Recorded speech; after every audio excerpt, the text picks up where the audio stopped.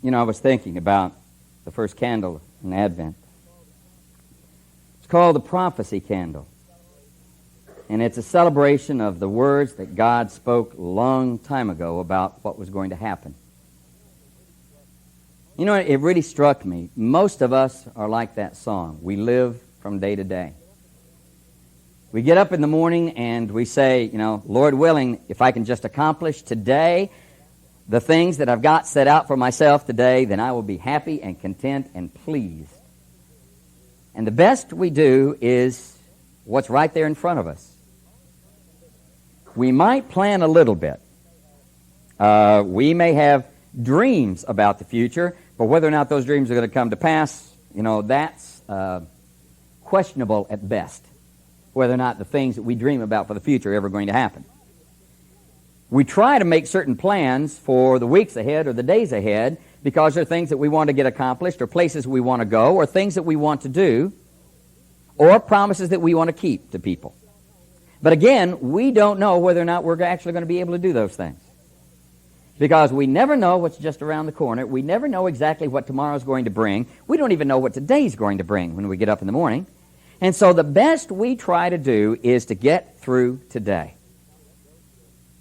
I know that those who have been afflicted with the problems of alcohol abuse or alcoholism or drug addiction or addiction to anything often say that's the very best that they can do. They say, Lord, help me get through today. I have to live one day at a time and I can only take one day at a time because that's all I can manage. In a real sense, we're kind of all in that same boat because we try to get done. And then at the end of the day, if we ever stop to look back over the day and say, well, what did I actually accomplish? We're often either embarrassed or upset with ourselves because the things we set out to do, we ended up not doing, or the things that all those great goals we had for the day, we ended up either getting so distracted, so sidetracked, or so boggled down in things that we never got through the list. I used to make a daily minder for myself so that I would write out the things I wanted to do that day and literally would check them off to make myself do that day what had to be done because that was the only way I was going to get it done. Not that I would forget. It was just I would get so bogged down in trivial things during the day that I often would not get accomplished, even the important things that I knew needed to be done that particular day. This song, I don't know about tomorrow, but I know who holds tomorrow and I know who holds my hand, is a song about hope. And it's about prophecy. It may not sound like it, but it is. You see, the God who holds my hand and who leads me through each day is the same God who thousands of years before had said to Eve, your seed shall bruise his head, speaking of the serpent, and he shall bruise his heel. And we think, wait a minute, what's that got to do with anything? According to the scriptural chronology, there was roughly 2,000 years between Adam and Abraham, and roughly 2,000 years between Abraham and the birth of Jesus. So if we just took the chronology of the Bible literally, we were looking at 4,000 years, and it may actually be even longer than that. We don't know for exact sure, but it looks like at least 4,000 years. God was speaking about one who would come, who would set right the sin that man and woman had just committed in the garden. He would be one who would take that tempter and would bruise his head. In other words, he would literally stomp on, walk on the power of the enemy and would defeat and destroy the power of the enemy and would begin to restore and put things back together again. 4,000 years before the birth of Jesus, God spoke that truth. 800 or so years before the birth of Jesus, the prophet Isaiah receives revelation from God. Now, I'm not so sure the prophet Isaiah knew what he was talking about. Now, I don't mean that he didn't know what he was talking about. I mean, I don't think he understood what God was telling him. I think the prophet Isaiah probably thought that the words that were being given to him were going to be fulfilled within his lifetime, within the lifetime of the king, maybe even within just a few weeks or a few years at most. I don't think the prophet Isaiah had any inkling that what he was talking about was not going to take place for almost 800 years. in the future, or at least 700-something years. And he wrote the words, "Why are you troubling God? God has said, ask for a sign, and you won't do it. So the Lord himself will give you a sign. Behold, the virgin," not a virgin, "the virgin shall conceive and shall bear a son. And you shall call his name Emmanuel." Emmanuel. It's a Hebrew word. Translated, it means God with us. Something God had wanted to do from the very beginning.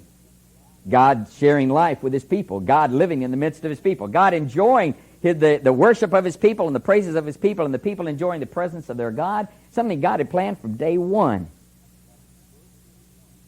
That a virgin will conceive and bear a son, and that son will be named Emmanuel. Emmanuel.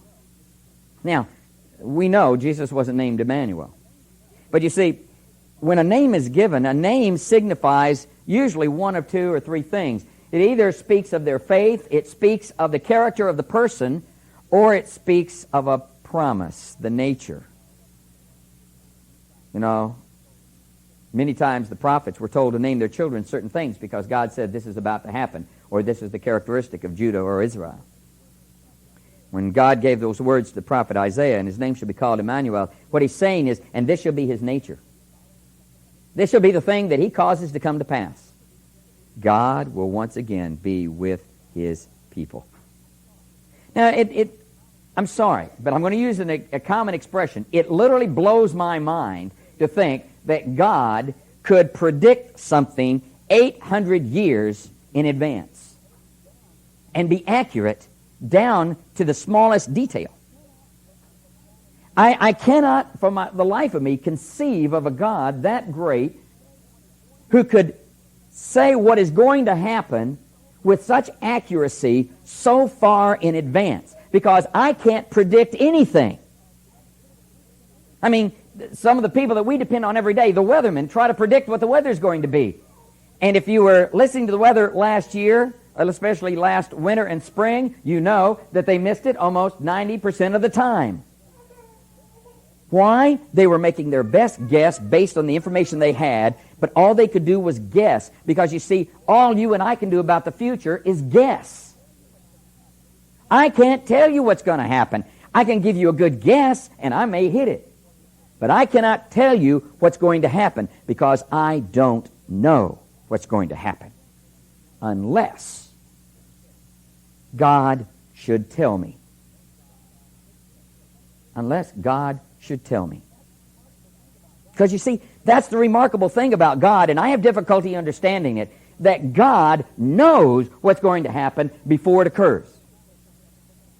Now, God does not have some kind of crystal ball where he rubs his hands over it and he gets these answers.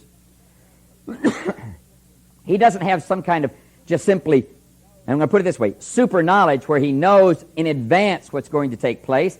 You see, one thing about God, and it's hard for us as human beings to conceive this, but God is not confined by time like we are. You and I live in time. There are things that are going to be happening to us in 5 minutes we've not gotten to yet. We don't know what they are. I mean, that's for us future. God stands outside time. God created time. God, in some mysterious way, stands outside of time. And for him, he sees everything. He knows what has already happened. He knows what is going to happen. And he knows what's happening right now. And he sees it all at once. He knows everything. And if he's going to do something way down here, he simply does it. And then prophecy, he goes back here and he tells you what he's already done way back here. And that's the most interesting thing. You see, when God reveals his truth about what's going to happen, he's not guessing and he's not predicting. He's telling you what is already done. You just haven't gotten there yet. The best image I guess I could think of this on how this works is you're standing in line to see a movie, a very popular movie. And you're at the theater, and you're standing in line. You've already bought your ticket, and the waiting line getting ready to go in as the movie is ending, and the people inside are leaving. And as they leave, you see a very good friend who comes over to talk to you. Now that friend could tell you how the movie ends because that friend already knows the ending. But for you, the ending is still in the future. They don't ruin the movie for you by telling you what's going to happen because you're about to see it. So what happens is, even though they know what is going to happen, what you're going to be witnessing, because you see, they've already experienced it, for you, it's still a future event. Now, I know that's a very limited example, but in a sense, that's the way God is. God already knows what has happened or what is going to happen. He simply reveals it to His prophets, or He reveals it to people, and He says, this is going to occur, and it's not, maybe it's going to occur, it's going to occur because God already knows it has happened, because God has already caused it. That's why it is said that Christ was slain from the foundation of the earth. It doesn't mean He was killed back then, but the plan for sending the Messiah and putting Him on the cross and saving us from our sins by His act of sacrifice and paying the guilt of our sin was a done deal from the very beginning. When God created man, He knew man was going to sin. Well, why created him? Because man had to have the freedom to choose. Because He wanted a creature who would love Him by choice and not by requirement. He wanted us to love Him freely. And He gave us the opportunity to choose to reject Him, just like He gave us the opportunity to choose to follow Him. If God says it's going to happen, it's going to happen. I don't know what tomorrow holds, but I know God does. That's why He is the only one who can be trusted. He is the only one who can be absolutely relied upon. If God says this will happen, then you better be sure it is going to occur. When? He doesn't always tell us that. Exactly how? He doesn't always tell us that either. But you better be sure it is going to occur. Because God does not lie. Now, there's only one type of situation where God may say this will happen, but in that case, He always throws in a really big two-letter word called if. You know what the word if is? If is what sinks ships. If is what gets people in trouble. If I had only done this instead of that. You see, if is a conditional word. If says this will occur if this other occurs. And sometimes the promises of God are what we call conditional. God will say this will happen, but He'll always make it very clear, if. If it's a conditional one, He won't just say this is going to happen, and then you get there and you say it didn't happen. He says, well, you didn't understand the condition. No, He actually says the overriding thing is if your hearts will be this way, if you will choose to do this, if you will respond to me here, if you will be faithful here, then these things will happen. Jesus was sent to die for the sins of the world. That was not an if statement. God sent Him. That was a done deal. God proclaimed it as happening. God said it to, you'll notice how He said it to the prophet. And the prophet reads it. It's in Isaiah 9:6. For unto us a son is born. That's at least 750 years before the birth of Jesus. And He's saying a son is born. You see, God revealed it as a done deal. He said to Abraham was an old man. And God had made a promise to Abraham that He was going to have children. And Abraham's getting up there in years, and Sarah's getting close to 90, and nothing has happened. And God speaks to Abraham, and He says, I have made you a father of nations. Wait a minute. Sarah's not even pregnant. What do you mean, I have made you? You see, God had already done it. To Him, it was already an accomplished fact. Abraham just wasn't there yet. The prophet said, unto us a son is born. That's not conditional. That's not if. That is a fact. And God said, this is what is going to happen. And that son is going to die for the sin of the world. That's a fact. There's nothing that's going to change that. That's going to be the reality of the situation. That is why He is come, and that is what He will do. He will die on a cross for the sins of the world. No ifs, ands, or buts. That is an accomplished fact. But whether or not you and I know the fruit of what He has done, whether or not we know the blessing that comes from believing, depends on if we believe and accept. You see, there's the condition. Jesus died for everyone, but not everyone's going to be saved. Their sins are already paid, but if they do not accept the conditions of the promise, if you call upon the name of the Lord, you shall be saved. If there was a condition. You see, so there are two kinds of promises God makes. There are the unconditional promises. When He speaks, those are done things. They're simply, He tells you ahead, or He simply says, this is the way that it's going to happen. And there's not going to be any changing that. Evil will not win. We already know. He proclaims that evil will be destroyed and will be put under His feet. And someday, in the world to come, the age to come, all things will be set right, and Christ the Lord will be king over all. And Jesus will come back to establish His kingdom. Those are not ifs. Those are done. They're accomplished. And we can trust that. But whether or not you and I are blessed by that, whether or not we are participants in that, whether or not we enjoy that grace and that mercy, depends upon our response to what God has done. See, I don't know what tomorrow holds, but I do know that if I trust the Lord, tomorrow will be what the Lord desires. Tomorrow will be what the Lord designs. If I trust the Lord, if I follow Him, if I am faithful to Him, then tomorrow will be the day that the Lord designs. And I will be led in paths of righteousness. See, that's what gives our life hope. If it was not for the faithfulness of God, if it was not for the fact that God is a great and faithful God, you and I would have no way to hope. All we could do would be cross our fingers and wish for the best. But because God is a faithful God, because He not only knows tomorrow, but He also knows who we are, because God has made certain unconditional promises that if we are faithful, then those become our promises. If we receive Him, then they become our promises. If we believe, they become our promises, and nothing can take those away from us. You see, that gives us hope for tomorrow. Can I trust you? Yes and no. I can trust you to be you. I can trust you to try your best to be faithful to your word, but I can't depend on it because every one of us fails. But God is faithful to His word. And do you know what the greatest word He gave us was? Emmanuel. That in Jesus, God would once again be with us. You see, the thing that's overlooked in this song about I don't know about tomorrow is I know who holds my hand. I don't face tomorrow by myself. I don't face tomorrow wishing. I don't face tomorrow with my fingers crossed. I face tomorrow with hope. And hope means anticipation.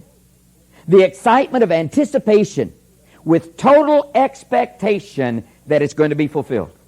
I don't have any doubt in my mind that God's promise is going to be fulfilled, and I'm simply anticipating, waiting to see it happen. That's hope.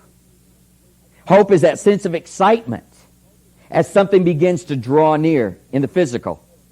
We know as a promise gets close to being fulfilled and we start seeing it just about to be fulfilled, there's a sense of anticipation and excitement that starts building. You see, that's what hope means. Hope doesn't mean standing around with my fingers crossed saying, well, maybe and maybe not. Hope means, hope in the Bible, hope when Paul talks about it, hope when God talks about it, means knowing it's going to happen. We're just sitting around in anticipation waiting to see it occur. You see, because God is a faithful God. He has shown in Jesus He will do everything He promised to do. But you see, there are certain promises He has not yet fulfilled. There are promises, individual promises for you and me as believers that we're going to experience someday. There's glory that's still waiting for us that we've not yet seen with our eyes and we cannot understand with our minds. And our ears, though we've heard portions of it, we still can't grasp the fullness of it. We don't know what God has in store for us who love Him. But I'll guarantee you this, it'll be greater than anything we've ever imagined. It will be greater. Why? Because God is greater than we can imagine. And the God who holds tomorrow in His hand holds us in the other. That's why we don't have to fear. That's why we can have hope for today, bright hope for tomorrow. That's why we can wake up in the morning and say, whether things work out or not, today is a good day because Emmanuel, God is with me, and I am with Him. And that promise has been fulfilled in my life. And because it's been fulfilled in my life, today is a good day.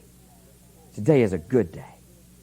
And I look forward to seeing what God has already said is waiting for me in the way of blessings, in the way of joy, in the way of opportunities for tomorrow. But you see, that promise is only mine if I make it mine. God's promise is there for anyone who wants to believe, anyone who wants to take it, anyone who wants to accept it. Anyone who wants to say, this is my promise, I claim it as mine, then God's promise is real for them. But you see, it can be a promise all day long, but if I don't believe it or if I don't act on it, then it never becomes mine.